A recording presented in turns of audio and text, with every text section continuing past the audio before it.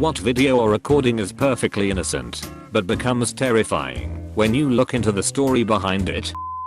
The TV show The Willis Family that had 2 seasons on TLC. The dad was super controlling of his 12 kids and wife and just gave off creepy vibes. I was shocked though to find out that he had been raping his own daughters for years, with the oldest saying that molestation started when she was 3. All 12 children were homeschooled and did dance and wrestling, but only with each other. They were so isolated from other people. He was also strict about his daughters saving themselves for marriage, even though he was raping them. There's a clip from the show of him discussing all the kids building houses on his property so his future grandchildren would be close by. It's like he was trying to set up his next victims for when his daughters grew up. The worst part is the mom knew for a while, but didn't do anything about it. It was a family friend that ended up reaching out to authorities, which led to his arrest and sentence of 40 years. It's super creepy to see clips of the show knowing what was happening behind closed doors. Carmen Miranda's last performance. https://youtube b/l_hfa13ct4. Carmen Miranda, the famous singer and dancer of the 1940s, performed on the Jim Ederan Show on August 4, 1955. At the end of her performance she briefly dropped to her knee, but popped back up afterwards. She later died of massive heart attack that same night. Edit happens at 24:02. My fault for not putting it earlier. Wow. You could tell her dance partner knew something was wrong and stopped the music to let her catch her breath. One day I saw a news report on a woman's body dropped in a lake. The police were still looking for the body. They interviewed a man who said that cold been someone's mother. A few hours later they find out the body was that man's mother. That's sad shit, man. IDK about innocent. But if you cut out the ending, the video leading up to Budwire's suicide seems so normal. Just another guy on TV getting harassed by reporters over the latest controversy. If it had cut there, you could air it on the evening news and nobody would know someone died less than 20 seconds later. Just disturbing. Edit corrected some words. Was this the one where he pulls the gun out of the manila folder? All the reporters go wild and he calms them down. It's okay. It's okay. Then he moves on to shooting himself. He really psyched them out. No. No, stay back. This will hurt someone. I drive NASA's sports medicine videos. He's one of the docs for USA Gymnastics and has had a ton of videos on his website of him demonstrating various sports med techniques and treatments. It looks professional on the surface. The thing is, some of his techniques are totally made up.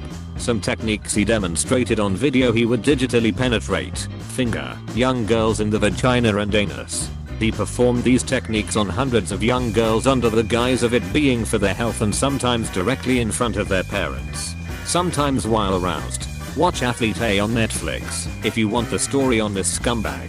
He's imprisoned in a facility specifically for inmates that can't be with general population because of the nature of their crime, i.e. guys that would be brutalized by other inmates. I've been to one of those facilities as a contractor. Co's hate those inmates. They're the worst of the worst. i.e. guys that would be brutalized by other inmates. I recall reading that at first they tried to put him in a normal federal prison, and the very moment he went with the general populace he got beaten up. This isn't really terrifying, but it always gives me the creeps to hear it. It's a video of Alessandro Morici, who was a castrato singer. This is him singing in 1902, I believe, and he was in his 40s. https://n/m wikipedia.org/wiki/file Alessandro Morici Ave Maria cleaned. If you don't know what a castrato is, basically they used to be really popular to use in opera and other genres of music way back a few centuries ago, mostly to use in place of female singers. A castrato is a male singer who has been castrated before puberty. Basically, if a young boy had a high voice in choir or something along those lines, they would be castrated while young so that they wouldn't lose their abilities to reach the high pitches because their voices wouldn't drop due to puberty. Honestly, the recording completely creeps me out because it was such an awful thing in the history of opera, and it's so creepy that only a little under 100 years ago did the last official castrato die. Thousands of boys died while being castrated or after, and this recording is absolutely haunting. Tommy Cooper death on stage. People was thinking he was still acting when he collapsed on the ground dead for a heart attack. Edit. Grammar. Tommy was a brilliant performer who was deliberately amateurish and had things go wrong as part of his routine. So when he died, many thought it was part of the show. His original act was just normal magic which he'd done as a kid and continued during his military service. It's widely believed that when his act went wrong at some point and people laughed, he realized that was his niche, though some say he did that deliberately as part of the army entertainment he was part of while in the service. Hence the show, where he'd get stuff wrong or look like an amateur to entertain. It's probably the way he'd have wanted to go, dying while entertaining to the last. I've always thought that too. The last bit I mean. That it's how he would have wanted to go. This just reminded me. A friend of mine once met Tommy Cooper at a train station. He said have a drink on me and slipped something into his pocket. He took it out afterwards thinking it was going to be a $5 and it was a tea bag. I just love the fact that he was literally carrying around a tea bag just to make that joke to some randomer. Comedy was his life. So yeah, I definitely think that if he could have chosen his death then it would have been one that somehow made people laugh. Maybe not that innocent to begin with, but extra creepy knowing the truth. A video of an African grey parrot named Bud saying don't fucking shoot. He witnessed his owner, Martin Durham, being murdered by his wife. I like Bud also mimicked both sides of verbal fights, alternating between to a male and female voice. I believe the parrot testified in court. The wife was convicted. Edit. Bud did not testify. Sorry to get your hopes up. He was however a useful witness during the investigation. In bird culture, shooting your husband is considered a dick move. I'm really appreciative for this bad person reference. It really lightens the mood as I go down this thread. Seriously, any humor is welcome at this point. Oh. How about the kid crying while getting a hug from a cop? He's wearing a free hug sign that his physically and mentally abusive mothers forced him to wear to a Michael Brown rally. Years later they drove off a cliff with their whole family in the minivan. They'd been abusing their adopted family 4 years prior. Not a recording, but a pretty terrifying picture that gets circle jerked all over the internet without the real story. Edit. Devon Hart if anyone is wondering. Edit. It was a Michael Brown rally. He and Eric Garner's deaths were only weeks apart. I shouldn't have gone from memory on that. Another tragic part of this story is why they were up for adoption. 3 of the children were biological siblings. Mother lost custody due to a cocaine addiction. They were taken in by their aunt, who took good care of them. They were well fed, new clothes, and the aunt even moved into a larger house to accommodate the children. One day she gets a call from work that she has to come in due to an emergency. She let her sister, the mother, look after them for a few hours while she was away. That's why they took the children away, because she let them alone with their mother, who was not even high during those hours. If you think that children are better off in foster care than in a loving home of a family member because of one mistake done out of necessity, then you should not be in child protective services. There was a picture of a 16 to 17-year-old girl floating around very briefly years back. It was just an innocent picture of some teen posing for a photo. Look deeper into it, and it turns out the girl was from a rich family and had a drug problem. She got into an argument with her dad, stormed out and stole his car, did a bunch of coke, then crashed into a bridge going hella fast. She was killed instantly. As sad as that is, the fucked up part is why the photo was being passed around. Somehow the photos taken as the scene of the crash found their way online, and horrifically cruel people decided to send out fake memorial emails to this girl's family. Opening the email seemed innocent enough. A heartfelt subject about how terrible this was. A photo of this girl before she died.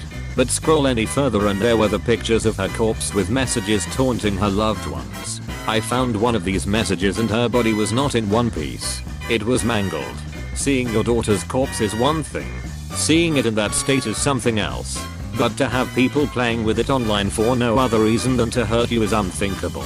Porsche girl. Nikki Katsaurus. Is that the one where the girl's face is mostly detached? I saw that once, and it's one of the only times I felt sick after seeing something like that. What about the video that was on Tosh? Oh, where there were 2 girls and the dad tied them in a playful way to the bed. but it was really like a pedo tutorial on how to do this to kids so the pedo could do what they wanted. Tosh said on the show it was creepy and the guy's whole YouTube channel was weird. A few months later the FBI or something investigated it, and it turned out the guy was a pedo abusing the girls and exploiting them on his kid's YouTube channel. That video looked creepy innocent until you find out the real story. Reminds me of that picture of two girls on their knees eating whipped cream off an older guy's knees. The girls are smiling, probably thinking they are playing some goofy game, when obviously in reality the guy's grooming them to normalize that behavior. I hope those girls are okay. Next door neighbor security footage of a disturbingly calm Chris Watt loading up his work truck in the morning with the bodies of his recently strangled pregnant wife and 2 young children to dispose of them. Absolutely fucked up. In a recent interview he said the kids were still alive in that video and took their lives at the dump site. That's fucking terrible. Before burying Shannon in a shallow grave, Watt said he smothered Celeste, who went by Cecen, in the backseat, inches from Bella. After dumping Celeste's body in an old field, he returned to kill Bella, who asked him in her soft voice, "Is the same thing gonna happen to me?" Assis reads the report. "For fuck's sake man, I only opened Reddit because I couldn't sleep, and now this is going to be swimming around my head for the foreseeable future." The video of the Boston Marathon bomber going to a supermarket to casually buy milk after blowing up 2 homemade bombs at the race. Fuck him. Years ago I was running, and a guy caught up to me. He told me he'd been following for a couple miles and was hoping I would keep him company for a while, then proceeded to tell me that his wife had done the Boston Marathon and they heard the explosions from a few blocks away and thought they were fireworks and cheered. He had asked me to run with him for a while because he was dwelling on it that day and needed to talk to someone. His wife had been avoiding running and he wasn't used to running alone. Normally I get creeped out by people who talk to me while I'm running, but he was just a sad guy with PTSD. I felt bad telling him it was the day after my wedding and we were on a boat tour in Hawaii and learned about it when it started to rain and we were taking shelter and my husband checked his phone and saw the news about the bombing. Back in the 90s, there was a segment on the Jenny Jones show where a guy, Scott Amager, confessed that he had a crush on a male friend, Jonathan Schmitz. Schmitz was so embarrassed by the appearance that he shot and killed Amager 3 days after the taping. This case is covered in an episode of Trial by Media that's on Netflix. I highly recommend it. It's really interesting. Don't stand so close to me. Sting was a teacher in the UK for 2 years who taught 11 to 16-year-olds. In an interview, he said the following: "I wanted to write a song about sexuality in the classroom. I'd done teaching practice at secondary schools and been through the business of having 15-year-old girls fancying me and me really fancying them. How I kept my hands off them I don't know. Then there was My Love for Lolita, which I think is a brilliant novel. But I was looking for the key for 18 months and suddenly there it was. That opened the gates and out it came. The teacher, the open page, the virgin, the rape in the car, getting the sack, Nabokov, all that. Yikes." Mother Love by Queen. Freddie got most of the song recorded, but Brian has the last verse at the studio. Freddie said he was tired and would finish the rest some other time. He never did, resting at home during his final days. Brian came back later after Freddie's death and finished the last bit. "I'd also add the show must go on. It was recorded in one take, with Freddie being gravely ill at the time of recording. He simply downed some vodka and then began to record the only take. That is one of my favorite songs from Queen, not because it's Freddie singing, but because how he was singing it. Freddie didn't even have his full singing range in it, but his emotions were so much over it that it radiates his feelings. It's a truly touching song." The 2007 movie Waitress. It's about a small town waitress with a passion for baking who struggles with an abusive husband and an unwanted pregnancy while trying to find happiness and love. It's a sweet and really heartwarming film, and it has some big name stars: Carrie Russell, Nathan Fillion, Andy Griffith, but most notably to this post, Adrienne Shelley. Adrienne Shelley was not only a co-star and the writer for Waitress, but this movie was also her directorial cinematic debut as a director. When released in 2007 it was very well received for its heart and unique directorial style. However, Adrienne Shelley was murdered in 2006, 3 months before it debuted. Her death was first ruled as a suicide by hanging before further investigation showed she was murdered by a stranger who staged her suicide. Waitress was the only film she would get to direct. The Adrienne Shelley Foundation now exists to support women filmmakers, continuing Shelley's legacy. Honestly, typing this up is making me a bit teary. Waitress is one of my all-time favorite movies, and a great musical as well. And losing someone like Adrienne Shelley just shows how cruel the world can be sometimes. Edit. Turns out Waitress wasn't her directorial debut, though it may have been her cinematic debut vs direct-to-video. There's a scene in Scarface where Tony and others are upstairs in an apartment while Manny is supposed to keep watch from his car. The leg scene. Manny gets distracted by a blonde girl in a bikini and starts hitting on her. Meanwhile, shit is getting crazy for Tony. It's a disturbing scene, but there's also an even more disturbing backstory behind something seemingly innocuous. The blonde girl, who was Tammy Lynn Leppert. Tammy Lynn was a Florida beauty queen and model who, near the time of shooting the movie, went to a party and didn't come back the same person. It's like she changed overnight. While shooting, she saw a blood packet get activated during filming and freaked out. She was released from the film and began showing major signs of paranoia. She claimed she saw something she shouldn't have, but wouldn't say what. Fearing some unknown person would kill her, she became almost a total shut-in and became argumentative / quick to anger. Then, one day, she went for a drive with a friend and never came home. The friend says they got into an argument and she got out of the car multiple miles from her home and refused to get back in. Nobody has seen her since. That's a very brief retelling, but it is a crazy story, and I always think of that / bring it up to whoever I'm with when I'm flipping through the channels and see that movie on. Wow, that's the first big one on this thread I haven't heard of. Any documentaries or articles on her life / case that you recommend? When I was in high school, there was some buzz after school that a fellow classmate, a senior and kind of an outsider, had took his own life.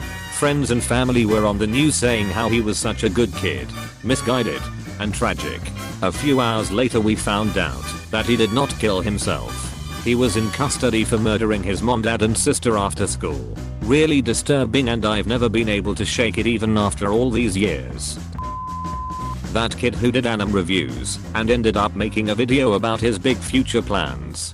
He ended up killing his entire family and tried shooting up his old high school before he got caught. Also, Elliot Rogers' old videos are just eerie. Mr. Anim's video titles were eerie as fuck in hindsight. Mr. Anim is planning something. I was waiting months for his something big until I unsubscribed. Only years later I found out what happened. If you are new to Tattletale TV, please subscribe. We have new videos every day. Stay tuned for more coming up next.